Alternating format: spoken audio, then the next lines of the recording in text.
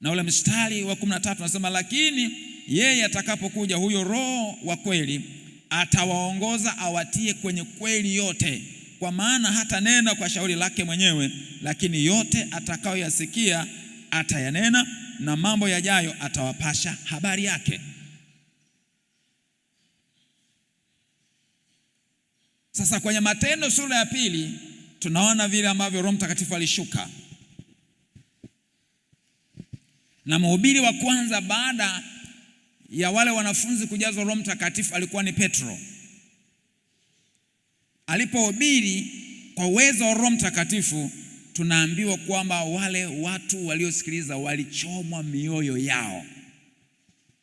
Walichomwa mioyo yao. Alafu akasema, tutendeje ndugu zetu? Kwenye kitabu cha Matendo ya Mitume kuna matukio mengi ambayo tunaambiwa kwamba wasikilizaji wa Injili walichomwa mioyo yao. Hata kwenye Matendo ya Mitume sura ya 16, yule mlinzi wa gereza akasema kwamba yanipasa nifanye nini nipate kuokoka? Lakini ni baada ya kuchomwa moyo. Stefano alipohubiri, ukisoma ile sura ya 8 ya Matendo ya Mitume, Stefano alipohubiri kwa wale ambao walikuwa wanamsagia meno, tunaambia kwamba walichoma mioyo yao. Badala ya kuchukua hatua ya kuamini ili waokolewe, wao wakapandwa na hasira, wakampiga kwa mawe Stefano akafa. Kuchoma mioyo. Kwa hiyo naona mchakato wa mtu kuzaliwa mara ya pili unatokana na nguvu ya neno na Roho Mtakatifu. Kwa hiyo ni neno la Mungu na Roho Mtakatifu. Neno la Mungu linapohubiriwa kwa upako wa Roho Mtakatifu, unaona tunasema neno linahubiriwa kwa upako, na maana ni neno, sio neno bila Roho Mtakatifu, na wala sio Roho Mtakatifu bila neno la Mungu. Lakini jambo la pili, kuzaliwa mara ya pili ni nini? Kuzaliwa upya ni nini?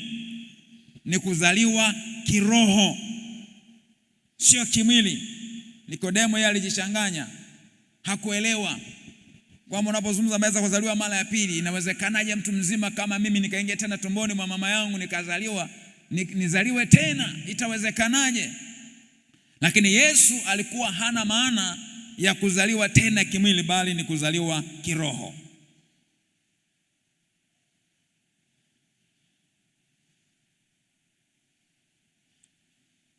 Miaka mingi iliyopita, kwenye ile miaka ya mwanzoni ya wokovu wangu, nikausikia mjadala wa watu ambao nilitegemea wao hasa ndio walimu wangu mimi. Wao wenyewe wakawa wanavutana kuhusiana na wokovu. Wengine wanasema kwamba mwili huwa hauokoki, kinachookoka ni roho. Wengine wanasema kwamba vinaokoka vyote, roho pamoja na mwili. Sasa sijui huo mjadala tungeuleta hapa, wewe ungekuwa upande gani? Upande kwamba mwili hauokoki, kinachookoka ni roho peke yake, au vinaokoka vyote, mwili na roho? Lakini kadiri ambavyo unaendelea kuyachunguza maandiko, unagundua kwamba wokovu ni jambo la ndani, kwenye ule utu wa ndani. Alafu mwili wenyewe sasa unakuwa controlled, kwa sababu kinacho control kule ndani, yani nguvu ya kule ndani ndio ambayo ina control nje. Kwa hiyo mtu, wokovu ni kitu cha ndani huko, na ndio maana kunaitwa kuzaliwa mara ya pili. Ni kuzaliwa mara ya pili kiroho, ni hali ya ndani, sio kuzaliwa mara ya pili kimwili. Bwana Yesu atusaidie sana. Namba 3 ni kufufuliwa kiroho. Kuokoka ni kufufuliwa kiroho. Ukisoma Waefeso sura ya 2 mstari wa kwanza ule wa 5 na wa 6,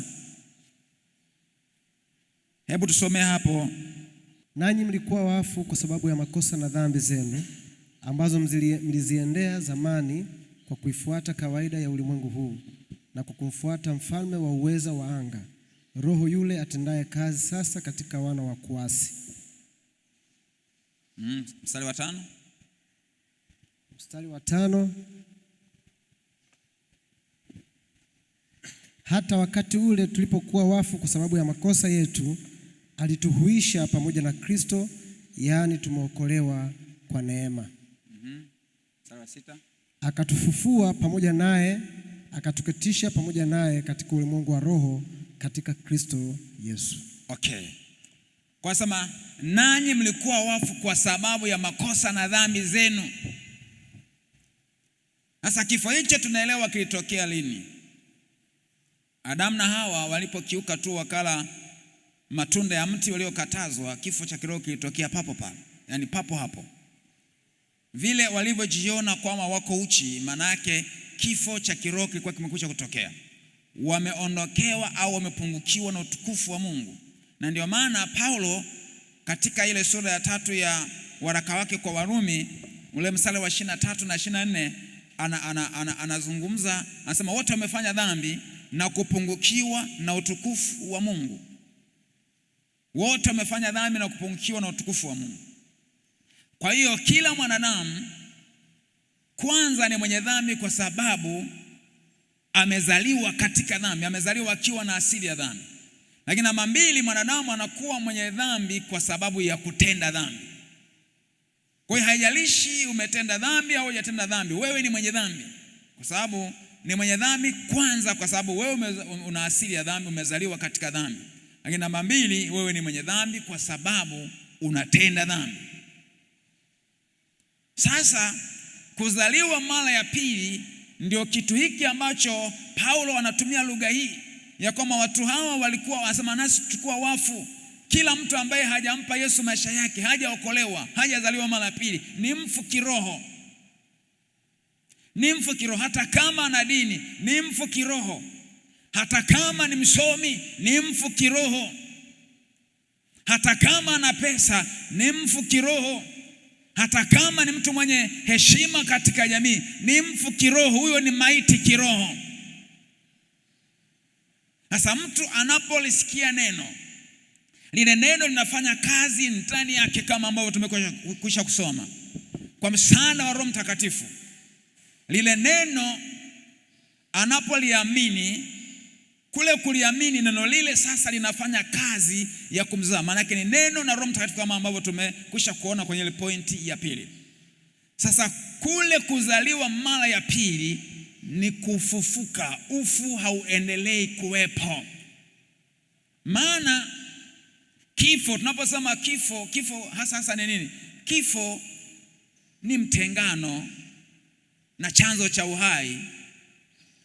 Kwa kifo kiroho kinakuwa kimetokea kwa sababu mwanadamu huyu anakuwa amefarakana na Mungu, ametengwa na Mungu ambaye ndio chanzo cha uhai. Sawa sawa na ambavyo Rehema Simfukwe anaimba, anamtaja Mungu kama chanzo cha uhai wake. Sasa mwanadamu kwa sababu ya dhambi, unapozungumza habari za kifo kiroho, maana yake ni ile hali ya mfarakano kati yake na Mungu ambaye ndio chanzo cha uzima, chanzo cha uhai. Lakini anapopatanishwa na Mungu kwa njia ya msalaba, kwa njia ya damu yake Yesu Kristo, kama ambavyo jana tulieleza, mtu huyu anapokea uhai, anapokea uzima wa kiroho kwa sababu anaunganishwa tena na hicho chanzo cha uhai. Anapatanishwa na Mungu, anaunganishwa na Mungu. Kwa hiyo habaki katika hali ya ufu tena, lakini huyu mtu anakuwa hai. Kwa kuzaliwa mara ya pili au kuzaliwa upya ni kupokea uzima wa Mungu, ni kufufuliwa kutoka kwenye hali ya ufu kiroho na kuwa na uzima kiroho. Sasa sisi ndugu zangu sio maiti wa kiroho. Kiroho tumefufuliwa. Anasema Paulo anapowaandikia hawa wa Efeso ya kwamba watu hawa walikuwa wafu kwa sababu ya dhambi na makosa ambayo waliyafanya kwa sababu walimtii Shetani. Lakini kwa sababu wamemwamini Yesu Kristo, watu hawa wamehuishwa, watu hawa wamefufuliwa, wana uzima ndani yao ambao walikuwa wameupoteza. Na kutia moyo wewe mtumwa wa Mungu wa hapa Mwenge TAG, wewe kwa sababu umemwamini Yesu, kwa sababu umetubu dhambi zako, kwa sababu umempa Yesu maisha yako, wewe unao uzima ndani yako. Wewe sio mfu tena, sio mfu tena. Mimi nimewasimulia ushuhuda wangu. Tarehe 1 mwezi wa kwanza mwaka 1989 ilikuwa ndio birthday yangu ya kiroho. Nikaunganishwa na uzima wa Mungu. Tangia hapo nimekuwa hai mpaka leo, na kwa neema ya Mungu nasonga mbele. Sikubali kufa tena. Uzima wa Mungu uko ndani yangu, nami namng'ang'ania huyo, simwachi kamwe. Maana nikifarakana naye tu, ufu unaingia, umauti unaniingia, na mimi siutaki umauti, siutaki umauti, siutaki umauti. Daima naotaka uzima, uzima, uzima, uzima. Haleluya, haleluya. Sasa huyu mwanadamu ambaye alikuwa mfu na sasa amempokea Yesu, amefufuliwa, yuko hai, mambo yanaanza kubadilika, maisha yake yanaanza kubadilika, mwenendo wake unaanza kubadilika, fikra zake zinaanza kubadilika. Kwa hiyo kuokoka, matendo sio kigezo cha kuokoka, lakini matendo ni matokeo ya kuokoka. Matendo ni matokeo ya mtu aliyezaliwa mara ya pili. Aliyekuwa mfu alikuwa anatenda matendo ya ufu, lakini baada ya kupewa uzima wa kiungu unaanza kutenda matendo yenye kuonyesha na kudhihirisha ya kwamba wewe sasa una uzima ndani yako. Bwana Yesu anasema kwamba tukae ndani yake na yeye ndani yetu. Tumeungwa kwa namna hiyo. Mahali pengine katika Yohana sura ile ya 10 amejifananisha yeye ya kwamba ni mzabibu, baba yake ni mkulima na sisi ni matawi. Anasema kwamba kila tawi linalokaa ndani yake hilo huzaa sana. Kwa nini? Lina uhai.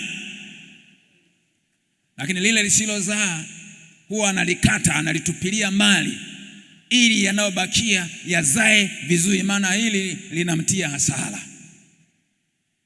Ukishikamana na Yesu, maana kuwa ndani ya Yesu manake ni ile hali ya kuungwa na yeye, kwamba umeshikamana na yeye. Kwa hiyo uzima wake unatiririka kwako, hekima yake inatiririka kwako, maarifa yake yanatiririka kwako, nguvu zake zinatiririka kwako, na wewe unakuwa ni mtu wa tofauti kwa sababu una uzima wa kimungu ndani yako. Haleluya, haleluya. Paulo anapoandikia Wagalatia kwenye ile sura ya 5 kuanzia mstari wa 16 anasema, basi nasema eneneni kwa roho, wala hamtazitimiza kamwe tamaa za mwili. Mtu ambaye yuko hai kiroho haenendi kwa kuufuata mwili. Na anaposema enendeni kwa roho wala mtazitimiza kamwe tamaa za mwili, neno mwili pale ukisoma NIV ni sinful nature, maana yake ni asili ya dhambi. Sasa niseme kitu hiki ili tuweze kuelewana vizuri. Maana wakati mwingine huwa tunatumia mifano ambayo tusipokuwa uangalifu inatupeleka kubaya. Kwa mtu aliyeokoka amekuwa ni mfu kwa mambo, yani ni mfu kwa dhambi, ndivyo maandiko yanavyosema. Ni hai kwa ajili ya Bwana ili atende yale yenye kumpendeza Mungu. Ni sawa kabisa. Halafu inatolewa mifano ya kwamba mtu aliyekuwa ni mzinzi sana akiisha kufa, tamaa ya uzinzi nayo inakuwa imefanyaje? Imekufa. Hata kama wanawake wangepita mbele yake hawajavaa nguo, hata watamani, hawezi kufanya chochote, maana yeye ni mfu.